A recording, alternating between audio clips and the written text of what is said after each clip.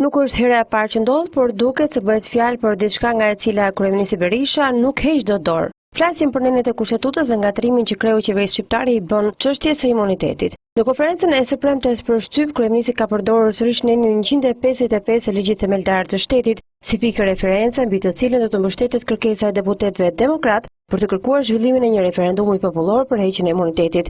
Kryeministri, por dhe zëdhënësia e Partisë Demokratike nuk e kanë për herë të parë përmendjen e nenit 155 të kushtetutës si nen referencë për referendumin.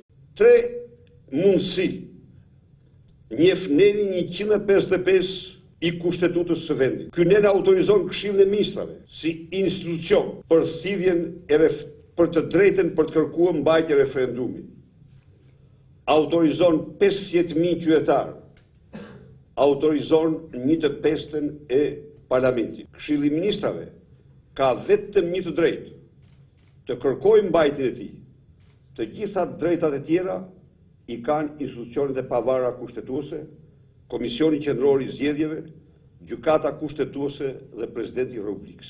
Pikërisht referuar këtij neni, Berisha njoftoi se majoranca brenda 2 javëve të para të shtatorit do të dorëzojë kërkesën për heqjen e imunitetit. Ai ftoi dhe deputetët e majtë të firmosin për heqjen e tij. Sipas këtij neni, kuvendi me propozim jo më pak se 1/5 e deputetëve, ose me propozim të Këshillit të Ministrave, mund të vendosë që një çështje ose një projekt ligj, një rëndësie të veçantë të shtrohet në referendum. Përsëritje për herë të dytë dhe të tretë dhe nga vetë kryeministri Berisha na bën të mendojmë se është një gafë e kryeministrit apo mosnjohje e kushtetues, por nuk përjashtohet edhe fakti që Berisha mund të mos e ketë seriozisht idenë e referendumit, përderisa referohet disa herë një neni që ka të bëjë me taksat. Për të qenë korrekt, nenin 155 i kushtetutës shkruan: sistemi buxhetor përbëhet nga buxheti i shtetit dhe nga buxhetet vendore. Buxheti i shtetit krijohet nga të ardhurat e mbledhura prej taksave, tatimeve dhe detyrimeve të tjera financiare, si edhe nga të ardhurat të tjera të ligjshme. Ai përfshin të gjitha shpenzimet e shtetit. Organet vendore caktojnë mbledhjen taksa dhe detyrimet të tjera siç përcaktohet me ligj. Organet e pushtetit qendror dhe aty vendor janë të detyruara të bëjnë publike të ardhurat dhe shpenzimet.